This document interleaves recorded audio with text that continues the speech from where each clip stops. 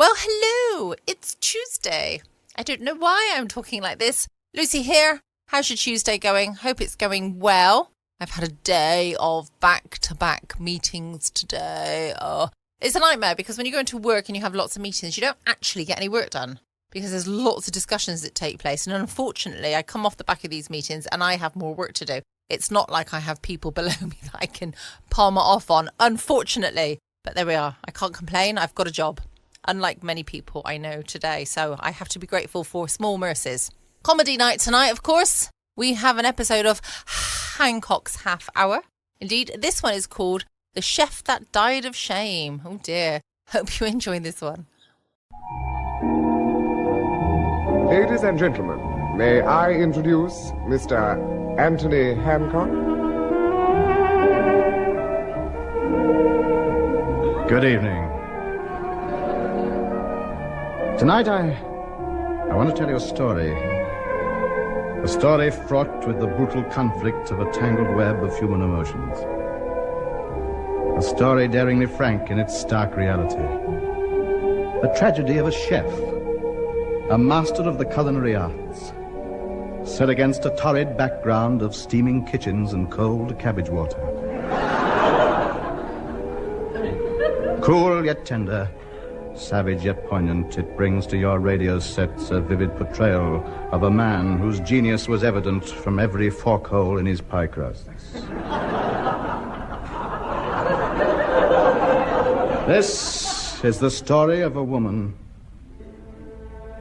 young, warm, and beautiful, whose great love for her man was an inspiration to him, and yet was to become a barrier between him and his shrimp cocktails. Yes, a truly memorable story of human weakness, frailty, and courage. This story is fictitious and bears no resemblance whatsoever to Bing Crosby in The Country Girl. Ladies and gentlemen, we are proud and privileged to present this milestone in dramatic achievement, The Country Boy, or The Chef That Died of Shame.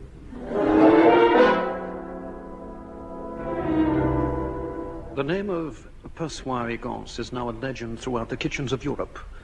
He was undoubtedly the greatest chef of the century. Yet I, Grant Faversham, knew Persoir Egance when he was only Percy Higgins.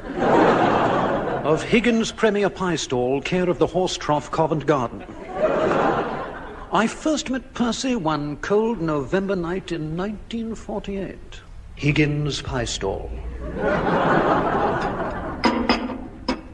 Hello, Charlie. I'm Roland Charles, 7.5. Thank you, and the next. Evening, Perce. Hello, Fred. What you going to have? Pound out the till? Oh, dear. Usual, one hot pie coming up. Coffee? Yeah, don't hold it out in the rain. You want a full cup, don't you? All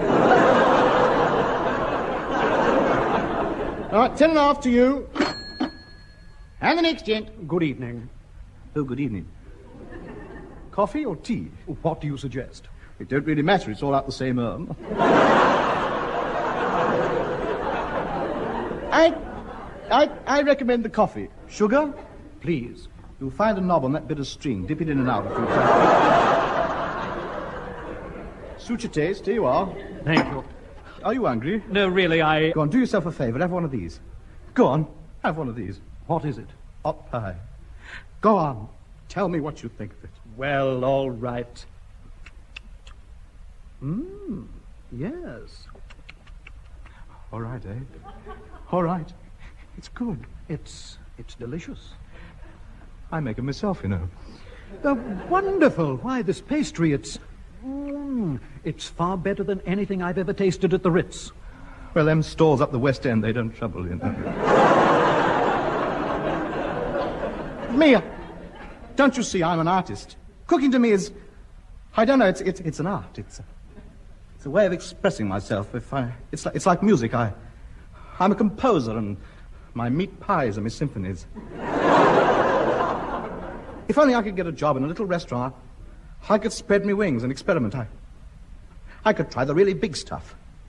Meat pie and chips. Chips! Chips! Oh, don't go on. Don't torture yourself. I can do it. I know I can. One of these days, I'm going to be a great chef. I'll have me picture on the buses holding up packets of salt.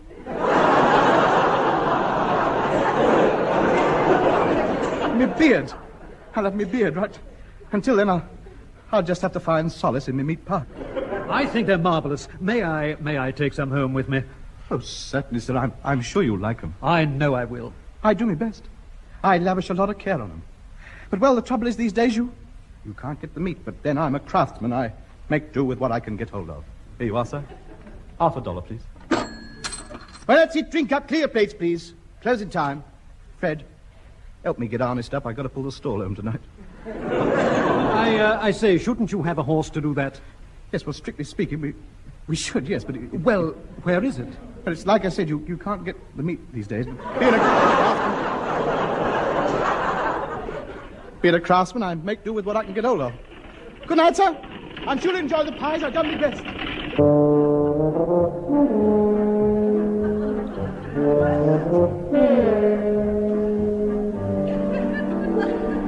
It was as I watched Percy Higgins trotting down the road on all fours, his blinkers flapping in the breeze, that I realized I had just spoken to a great man. Not quite a Wilfred Pickles, perhaps. But then I was determined to help him. I decided to take him to Paris to study cooking under the greatest chefs in Paris. Percy started his studies at the International School of Cookery in the Champs-Élysées under Monsieur Pinet. And our students, Monsieur Higgins will show us how to make the flaky pastry. Oh. All right, then, certainly, plaisir. Bon chance. Flaky pastry. Well, we empty 1 pound of flour into our mixing bowl, add 4 ounces of cooking fat and a pinch of salt. Now we pour half a pint of water in and mix it all together with our hands. By now, we should have a large, sticky lump of wet dough lying helplessly in the bowl, completely at our mercy. We pick it up and place it on the rolling board. Now, gently removing our left hand,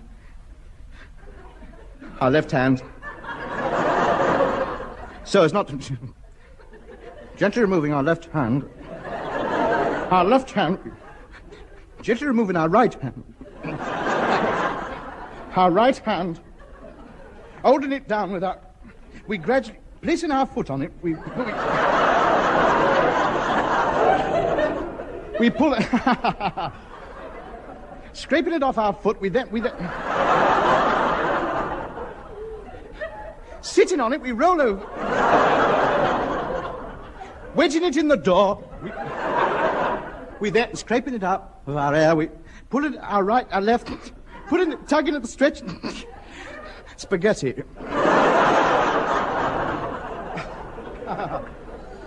No, look, Monsieur, E.C. Can I make a souffle? No. All right, then. At the special request of Monsieur Higgins, everybody will make the souffle. You have 10 minutes from now. Go. Now, let's see. Break 5 eggs. 1, 2, 3, 4, 5. Separate the whites from the yolks. Beat them up into a stiff paste. I'm only a strolling vagabond, so take me then. That's it. Haven't you forgotten something, monsieur? Have I? Oh, yes, the bowl.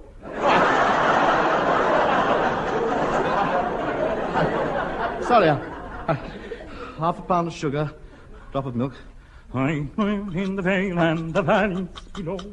So good night, cooking fat. Cooking fat. Excuse me, miss. Monsieur? Could I have a pinch of your fat? I'm... That is, I... Please, monsieur, go away.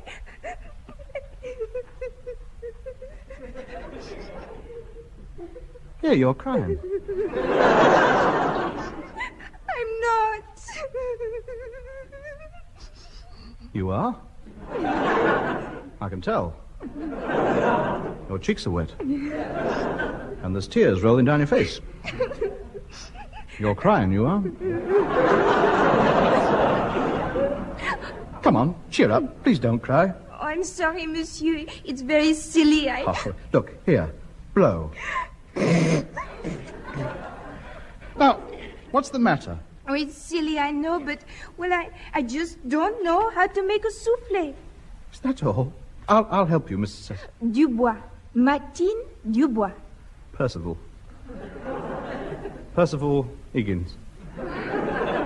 H, high, egg, high, hen, yes. Higgins. No, Higgins. The H is silent as in horse. Now, what about this souffle? Let me help. Now, watch me closely. Now, break 5 eggs. 1, 2, 3, 4, 5. Separate the whites from the yolks. Beat into a... Martine. The bowl.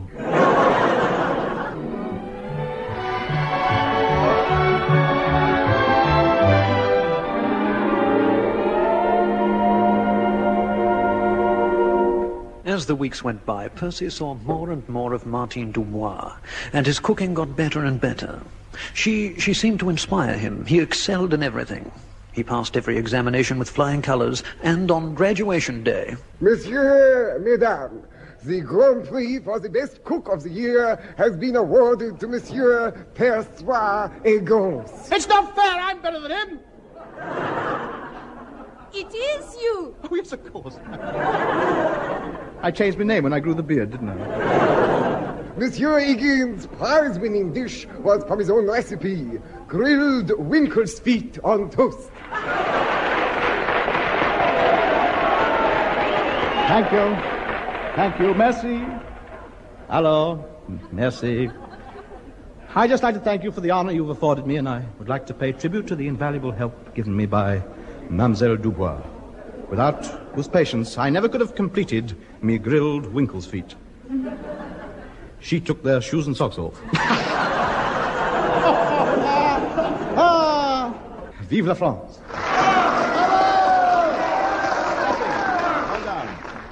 Oh, Percy, congratulations. You are wonderful. Thank you, Martine. Martine? Yes? I'd like to see you alone.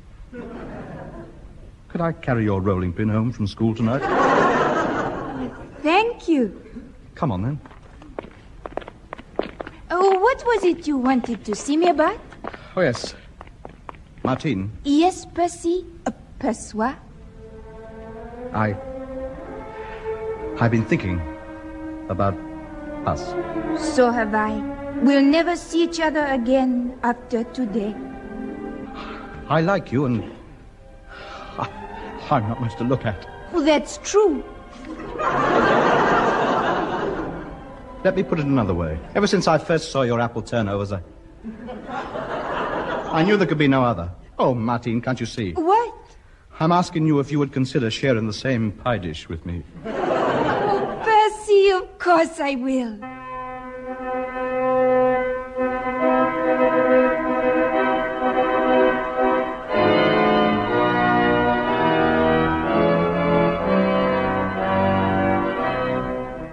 And so they were married in Montmartre in the little church just around the corner, Notre Dame. It was a beautiful wedding. Percy looked magnificent as he walked down the aisle. His brand new chef's hat contrasting sharply with the blue and white stripes of his butcher's apron.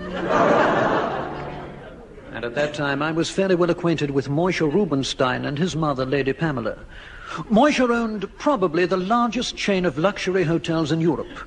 And it was with the idea of getting Percy a job that I invited Moishe to the wedding reception, the food, of course, being cooked by Percy.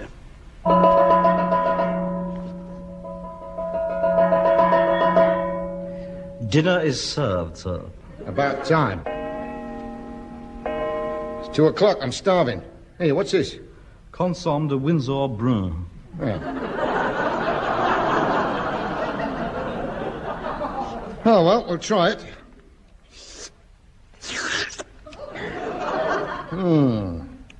Spoon, sir?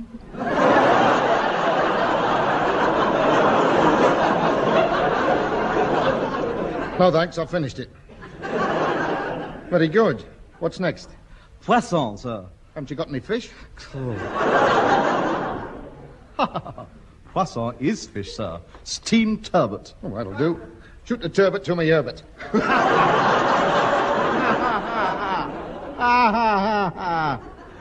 Very droll. How many courses are we having? 23, sir. 23? Yes, sir. The last 10 are served in bed. I think you'd better bring on the next courses, Percy. We've got a lot more to get through yet.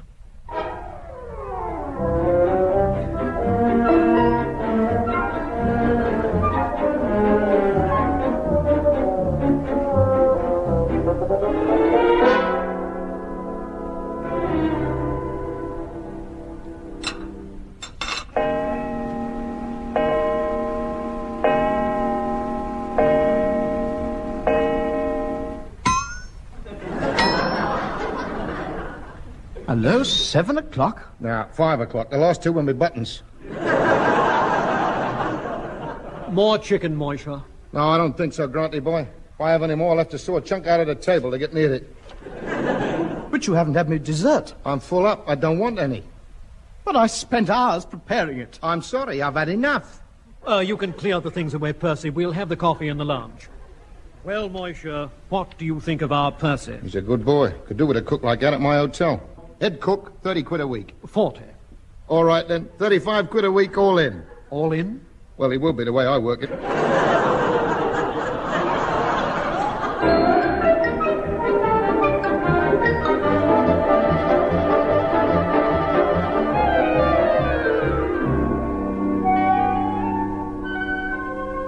And so the next day, Percy started his new job at the Hotel Rubenstein.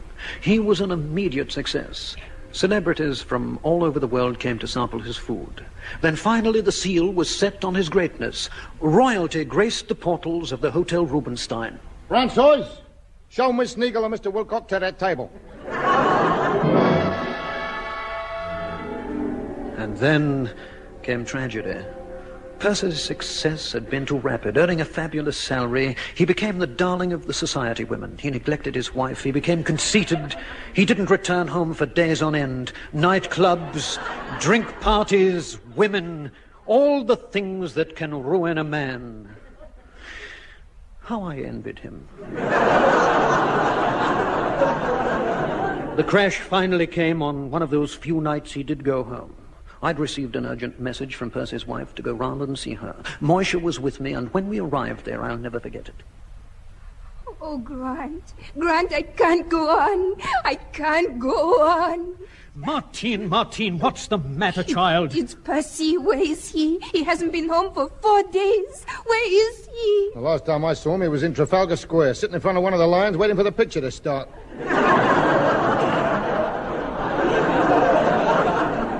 So, he's drunk again. Every time he comes home, it's the same. An empty whiskey bottle in his pocket. He's changed, Grant. He used to save a drop for me. What's happening to him, Grant? I can't stand much more of it.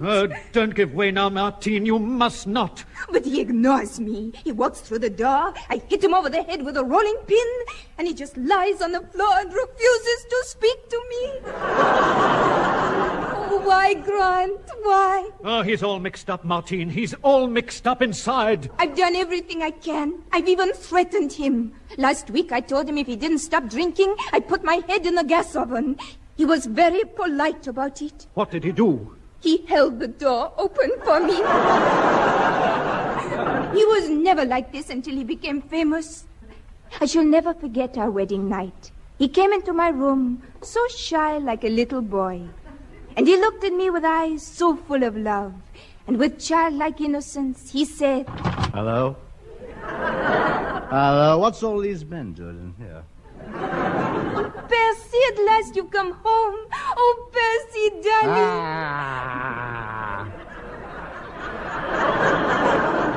Pull yourself together. No, I like me just the way I am. Spread out. What are you doing in my house anyway, you two? Get out. Go on. Get out. I'll open the door and count 3. 1, 2, 3. All right, then. Stale. I'll get up. Let me out of this flipping morgue! Who did that? Who did it? Who did it? Come on. I'll have him out in the garden. 15 rounds, Californian rules.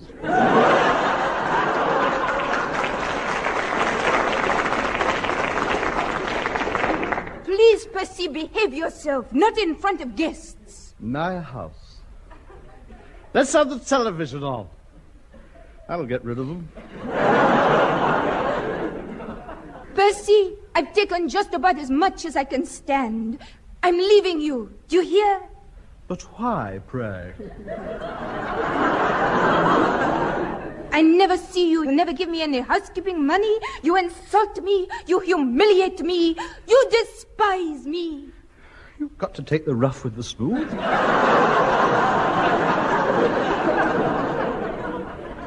We're through. Do you hear? Through. You've lost yourself somewhere along the way, Percy. You've only got one hope. You must go out and find yourself. All right. I'll go and have a look down at the Nag's Head. I'm probably in there. Percy! Percy! The moment that door slammed, Percy sealed his own fate.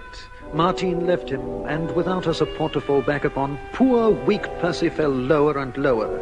And from then on, it was a downward path, second-class hotels, third-class hotels, snack bars, pie stalls, doss houses, and then the final humiliation, sacked from British Railways. With nothing left in the world, he resorted more and more to the bottle. Hey, you. Save again. You haven't bought anything yet.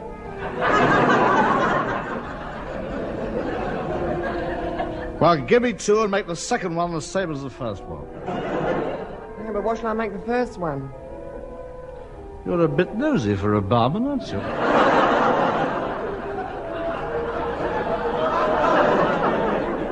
I'm not a barman. This is a chemist shop.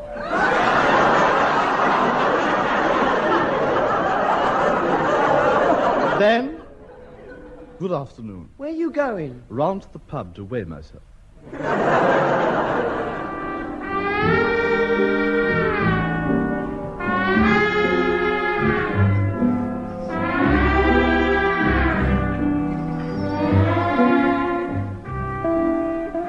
Weeks turned into months, and Percy reached rock bottom. His podgy figure was a familiar sight to the publicans all over London. They'd open their doors in the evenings, and he would fall in. Then at last came the turning point. Moishe Rubinstein was faced with a crisis. He rushed round to my flat in a panic. Grantley, boy, what am I going to do? I'm in dead trouble. What's wrong? I got the United Nations delegates staying at my hotel. They're holding a big banquet tomorrow night, and me cook's turned his hat in. Why? One of the delegates had a row with him about his dumplings. He's trying to get them put on a list. What list? Banned weapons of mass destruction. You know what? Now I got no one to cook a banquet. I'll be ruined, Granty boy, ruined. Moishe, there's only one man in Europe who can do it. Who? Higgins. No, Grant, no. No, he's finished. Higgins is finished. He's no good now. He's lost it. He couldn't even make the holes to put toads in. Oh, you're wrong, Moishe. This is just what he needs to get his confidence back, his self-respect. Now give him another chance to become a man again. All right. I'll chance it. Find him. Sober him up.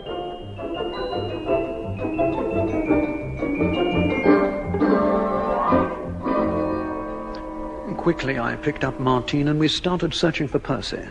2 hours later, we found him.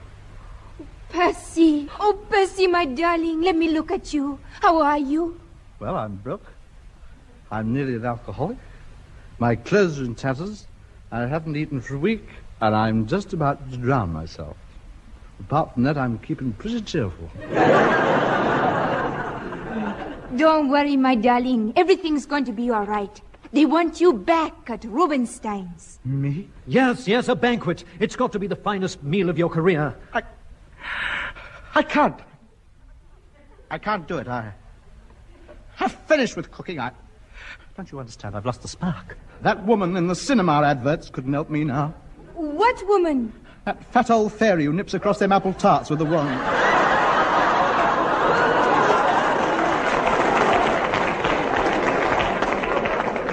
No, it's no good. I'll never cook again. Why torment myself? I can't do it. Look at these hands. They've lost their magic. They're useless, don't you see? Look at them. Gnarled, bloated, yellow, soft and flabby. You've got your gloves on. Percy, you've got to try. Do you really think I can do it? Oh, of course you can. Come on. The ovens are waiting for you.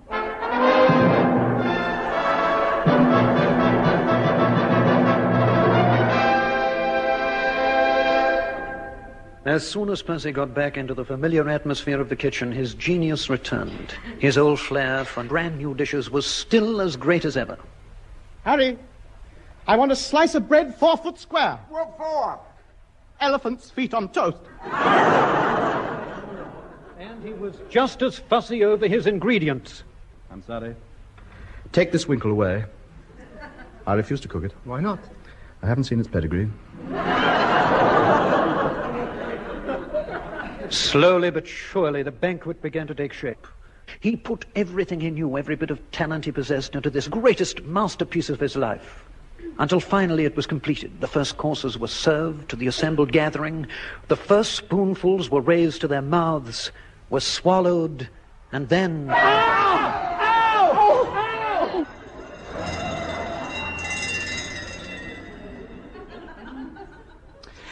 I told him I couldn't do it.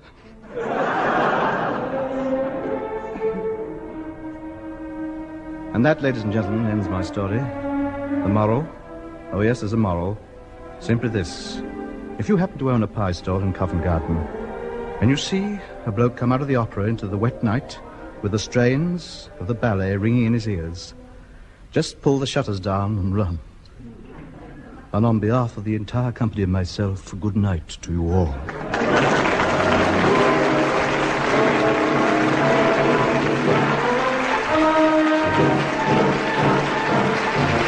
This has been Hancock's Half Hour with Tony Hancock, Bill Kerr, Sidney James, Andre Melly, and Kenneth Williams. Incidental music was composed by Wally Stott and recorded by the BBC Augmented Review Orchestra, conducted by Harry Rabinowitz. The script was written by Ray Galton and Alan Simpson, and the program which was recorded was produced by Dennis Main Wilson. Welcome back. Hope you enjoyed the latest episode of Hancock's Half Hour.